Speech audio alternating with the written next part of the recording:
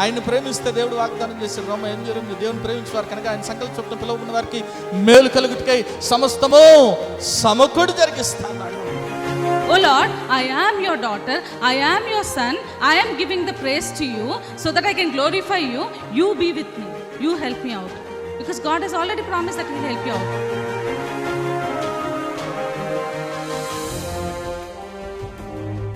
ఎన్నో మార్లు ఆయన తప్పులు చేస్తూ పాపము చేస్తూ నీకు విరోధంగా నడుస్తున్న మా కొరకు నాయన, అవిధేయులైన మా కొరకు ప్రభా నాయన తండ్రి, నీవు ఆ సెలవులో వెల చెల్లించావు కదా నాయన తండ్రి. నీవు నాయన మరణాన్ని జయించడం ద్వారా సజీవుడు అవటం ద్వారా నాయన ప్రభా తండ్రి యేసయ్యా, మరి నాయన మేము ఈరోజు సజీవులుగా ఉన్నాం కదా తండ్రి.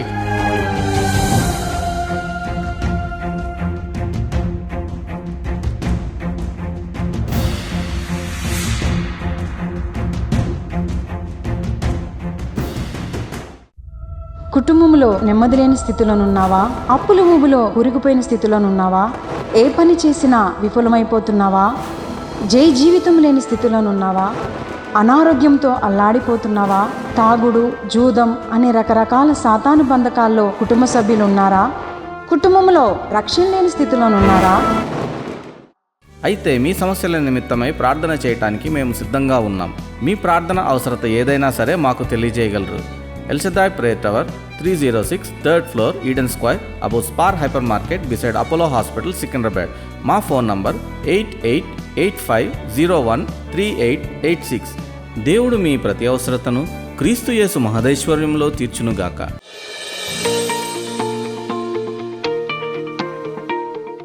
ప్రశ్నతో ప్రారంభిస్తున్నాను కాబట్టి ప్రశ్న అడుగుతున్నాను, సమాధానం చెప్పండి.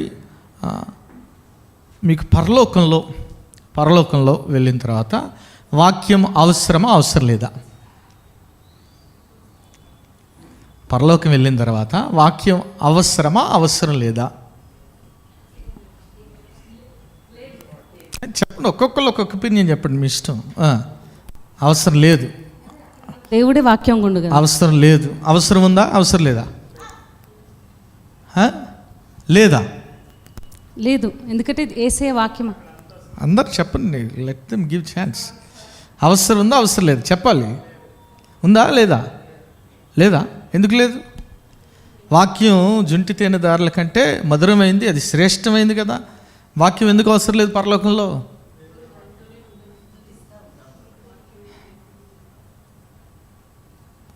వాక్యం అవసరం ఉందంటారా లేదంటారా? సరిగ్గా చెప్పాలి. మీరు ఆలోచన చేస్తున్నారు, కరెక్ట్ చెప్పలేకపోతున్నారు. కరెక్ట్ చెప్పండి. పరలోకం వెళ్ళిన తర్వాత వాక్యం అవసరం ఉందో లేదో చిన్న ఎగ్జాంపుల్తో అడుగుతాను మిమ్మల్ని. నువ్వు ఐఏఎస్ అయ్యావు, కలెక్టర్ అయ్యావు. నువ్వు కలెక్టర్ అయిన తర్వాత నీకు ఐఏఎస్ కోచింగ్ అవసరమా అవసరం లేదా? అవసరం లేదు కదా. మరి పరలోకం లేక వాక్యం ఎందుకు అవసరం? వాక్యం అవసరమే లేదు. అలాగని వాక్యం వద్దని కాదు. ఎందుకు చెప్తున్నాను ఈ మాట అంటే, వాక్యమే మనతో ఉంటాడు. ఎవరు? వాక్యమైనా యేసుక్రీస్తు ప్రభు. అందుకే ఒక మాట అంటాడు పౌలు భక్తుడు, 1 కొరింథీ 13:12 చూడండి ఏమని రాయబడింది. 1 కొరింథీ 13:12. ఇప్పుడు అద్దంలో చూచినట్టు సూచనగా చూచున్నాము, అప్పుడు ముఖాముఖిగా చూతుము. ఇప్పుడు కొంత మట్టుకే ఎరిగి ఉన్నాను, అప్పుడు నేను పూర్తిగా ఎరుగుబడిన ప్రకారం పూర్తిగా ఎరుగుదును. సో ఇప్పుడు వాక్యం ఎట్లా చూస్తున్నామంట?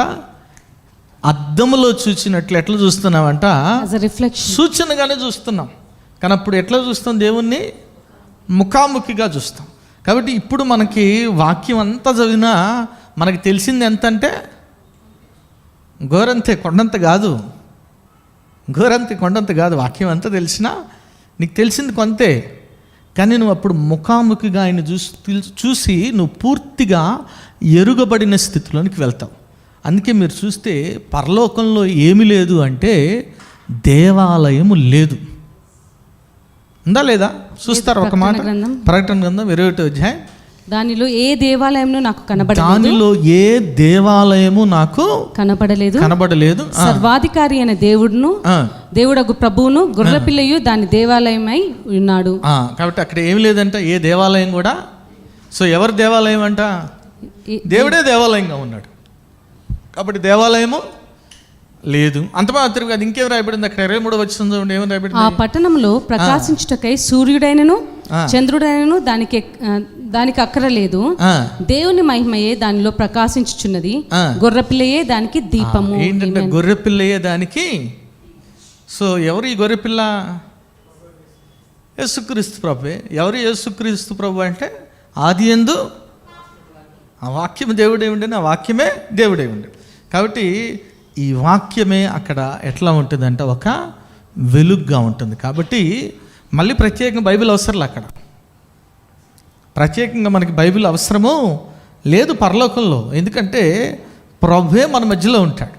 ఏ దేవాలయం కూడా అక్కడ అవసరం లేదు. ఎందుకంటే ప్రభు మన మధ్యలో ఏం చేస్తాడంటే ఆయన నివసిస్తాడు. అయితే వాక్యం ఎక్కడ కావాలి మనకి? ఈ లోకంలో కావాలి. ఈ లోకంలో వాక్యము చాలా చాలా చాలా చాలా శ్రేష్టమైనది. ఎందుకంటే ఈ వాక్యం వినటం ద్వారానే, ఈ వాక్యాన్ని అనుసరించి నడుచుకోవటం ద్వారానే మనం అక్కడికి వెళ్ళగలం. అర్థమైంది మీకు?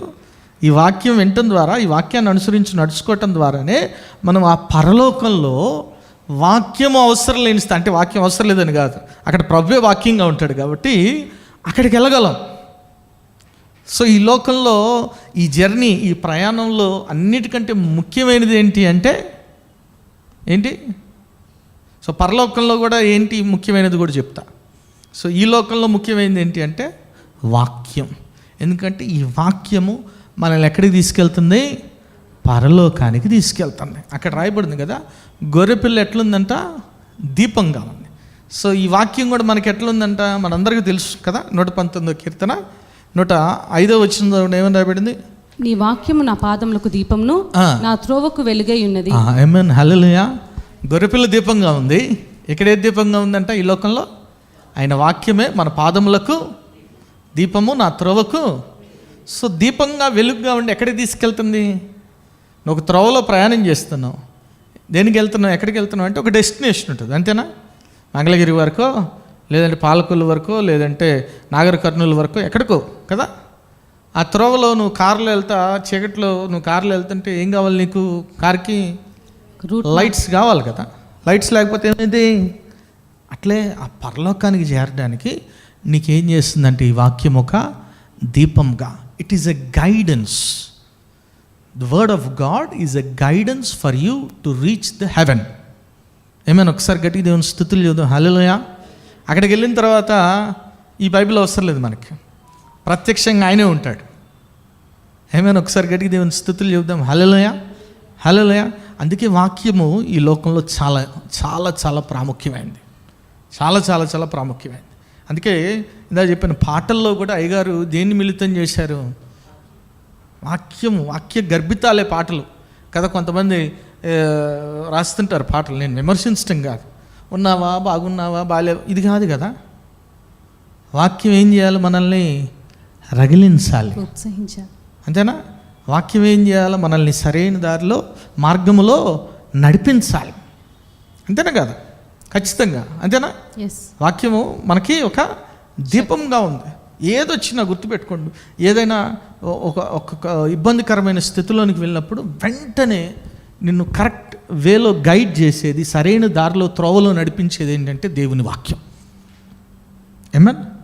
అది ఈ లోక సమస్య అయినా ఆత్మీయ సమస్య అయినా సరే చెప్తున్నా. మళ్ళీ చాలామంది ఆత్మీయంగా మాత్రమే వాక్యంగా, అట్లయితే అవసరం లేదు.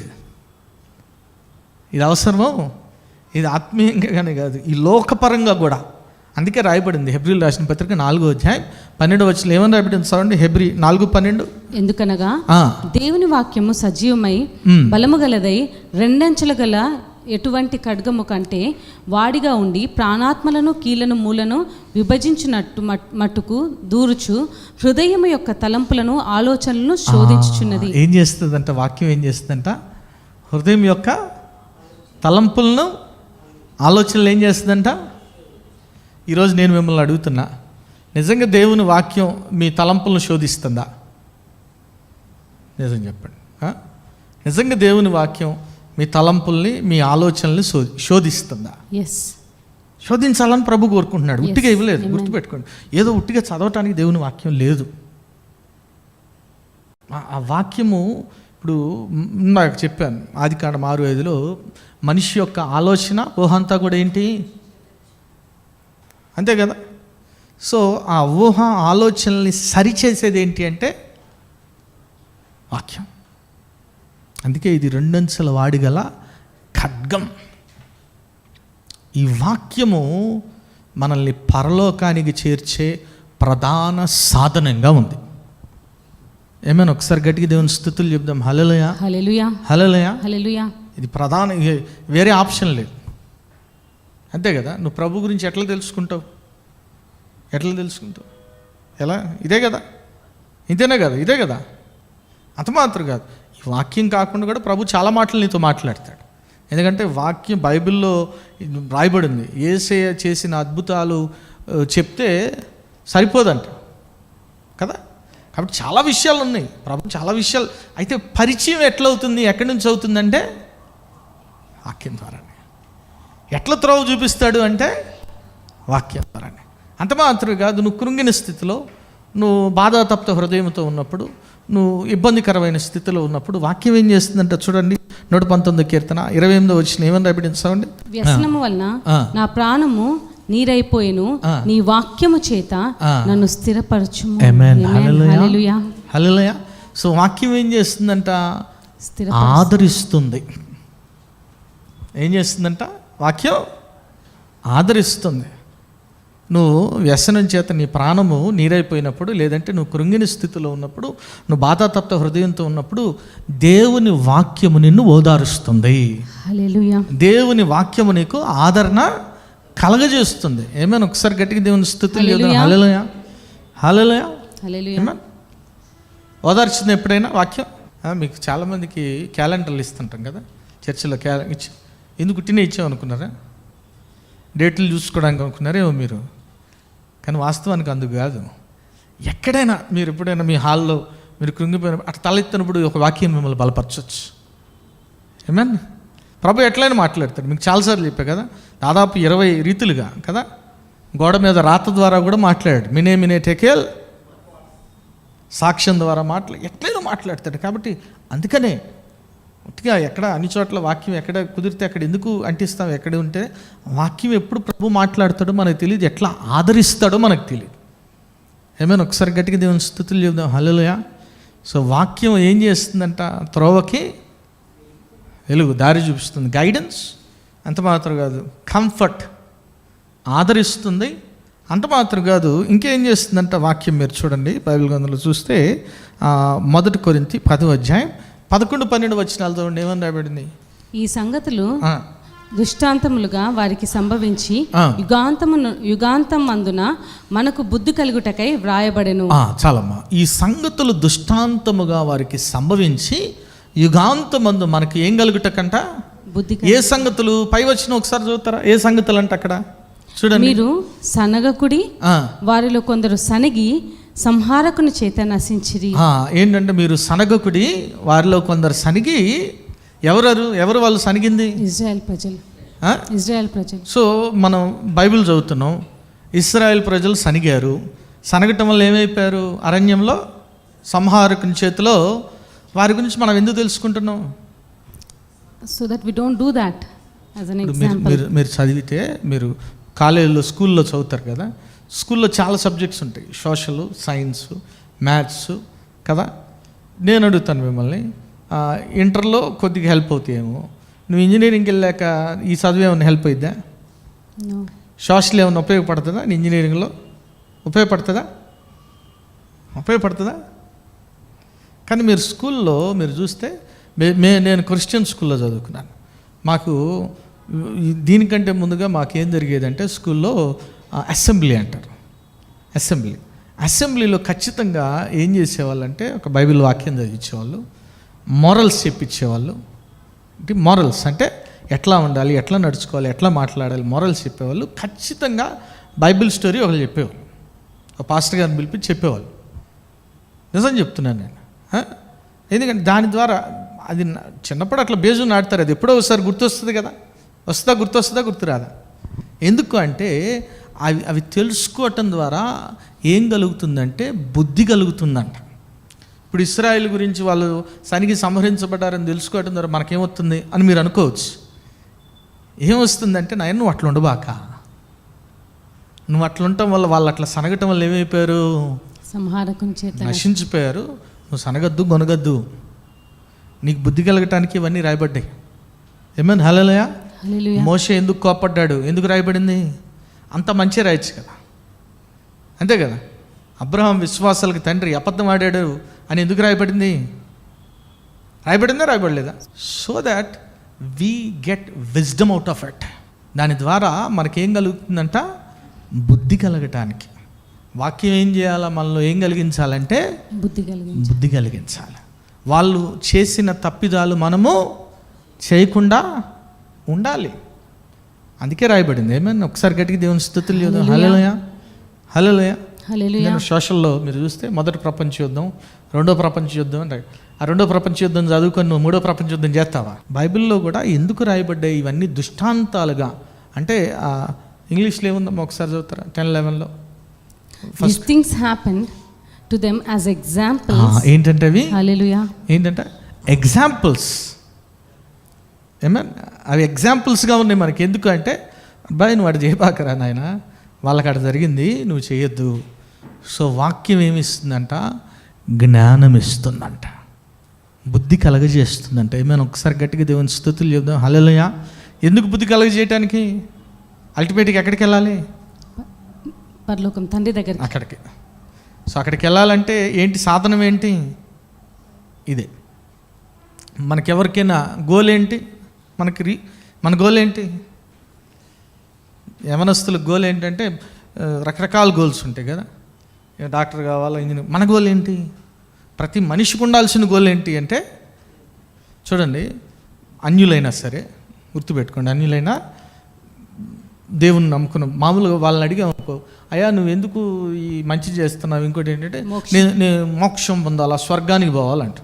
మనం ఏం చెబుతుంది దానికి? పరలోకానికి వెళ్ళాలని చెబుతున్నాం, అంతేనా? వాళ్ళు అదే ప్రయత్నం చేస్తున్నారు, మనం అదే ప్రయత్నం. కానీ మనం సరైన మార్గం ఏంటి? ఆ మార్గం ప్రభువుని నమ్ముకుంటేనే వెళ్తాం. మన నీతి కార్యాలు మురికి గుడలు వలేవండి. వాక్యం ద్వారా తెలుసుకున్నాం. వాక్యం ద్వారా ఏం కలుగుతుంది, మనకి ఏం కలుగుతుందంటే బుద్ధి. ఏమైనా ఒకసారి గట్టి దేవుని స్తుతులు చేద్దాం. హల్లెలూయా. అంత మాత్రమే కాదు, వాక్యం 3 విషయాలు చెప్పాను. ఏమేం చెప్పాను ముందుగా? వాక్యం ఏం చేస్తుందంట? త్రోవ చూపిస్తుంది, గైడెన్స్. ఇంకేం చేస్తుందంట వాక్యం? మన ప్రాణం ఆదరణ కలగజేస్తుంది. వాక్యం ఇంకేం చేస్తుందంట? బుద్ధి కలగజేస్తుంది. స్తోత్రాలు తండ్రి. ఆయన చెప్పబడిన వాక్యానికి నీకు వందనాలు. అవును ప్రభా, వాక్యము నాయన ప్రభా బలపరుస్తుంది, వాక్యము నాయన త్రోవను చూపిస్తుంది నాయన ప్రభా, వాక్యము నాయన బుద్ధి చెప్తుంది నాయన ప్రభా, వాక్యము నాయన ఆదరిస్తుంది, వాక్యము హెచ్చరిస్తుంది నాయన ప్రభా తండ్రి. యేసయ్య పరలోకానికి చేరుకునే నాయన ద్వారము వాక్యమే కదా నాయన ప్రభా. యేసయ్య అయితే వాక్యంతో పాటు నేను స్తుతించాలి, భూలోకంలో స్తుతించాలి, భూమి కింద స్తుతించాలి, పరలోకంలో కూడా నేను స్తుతించాలి నాయన. మీరు మాకు ఇచ్చిన నాయన డ్యూటీ అదే కదా నాయన ప్రభా. ఆయన ఆత్మతో సత్యముతో నిన్ను ఆరాధించే వారంగా ఉండే కృపత ఇచ్చేయండి నాయన ప్రభా. ఈ వాక్యాన్ని మీరే నీరు కట్టి ఫలింపు చేయమని ఆయన మమ్మల్ని సరిచేసినందుకు నీకు వందనాలు తెలియజేస్తాం. శుద్ధ హృదయముతో నాయన తిరిగి వెళ్ళే కృపత ఇచ్చేయండి నాయన ప్రభా. మీరే అట్టి కృపత ఇచ్చేయండి. ప్రతి ఒక్క బిడ్డను ఆత్మీయ స్వస్థత ఇచ్చినందుకు వందనాలు. నీ ఆత్మీయ మేలులతో కూడా నాయన నింపమని, ఆత్మీయ ఆశీర్వాదాలు దయచేయమని నజరేయుడైన యేసు నామములో ప్రార్థించి పెట్టుకుంటున్నాం తండ్రి. ఆమేన్. క్రీస్తు యేసు ఘనమైన నామంలో మీకు శుభములు. ఈ వారం బైబిల్ క్విజ్ ప్రశ్నలు దానియేలు గ్రంథం నుంచి. మొదటి ప్రశ్న, దేవుడు దానియేలుకు ఆ మర్మమును ఎప్పుడు తెలియజేశాను? ప్రశ్న మరొకసారి, దేవుడు దానియేలుకు ఆ మర్మమును ఎప్పుడు తెలియజేశాను? రెండవ ప్రశ్న, రాజు అడిగిన మర్మమును బయలుపరచుట ఎవరికి సాధ్యమని దానియేలు చెప్పెను? ప్రశ్న మరొకసారి, రాజు అడిగిన మర్మమును బయలుపరచుట ఎవరికి సాధ్యమని దానియేలు చెప్పెను? మూడవ ప్రశ్న, రాజు తన కళ్ళలో చూసిన ప్రతిమ ఏ లోహములతో నిర్మించబడినది? ప్రశ్న మరొకసారి, రాజు తన కలలో చూసిన ప్రతిమ ఏ లోహములతో నిర్మించబడినది? ఈ ప్రశ్నలకు గల సమాధానాలు స్క్రీన్పై చూపిస్తున్న నెంబరు పంపగలరు. గత వారం బైబిల్ క్విజ్ ప్రశ్నలకు సమాధానాలు. మొదటి ప్రశ్నకు జవాబు అష్పెనజు, దానియేలు 1:3-4. రెండో ప్రశ్నకు జవాబు 3 సంవత్సరములు, యెహోయాకీము, దానియేలు 1:1. మూడో ప్రశ్నకు జవాబు దానియేలు, హనన్య, మిషాయేలు, అజర్య, దానియేలు 1:6. ఈ వారం బైబిల్ క్విజ్ విజేత బ్లెస్సీ గారు ఫ్రమ్ మేడిచెర్లపాలెం. ఇప్పటి వరకు అనేక ప్రోగ్రామ్స్ జరిగినాయి, మీరు చూడొచ్చు, వాచ్ చేయొచ్చు. మరి చూడండి, బలపడండి, పరిశుద్ధాత్మను పొందుకోండి. ఆమేన్.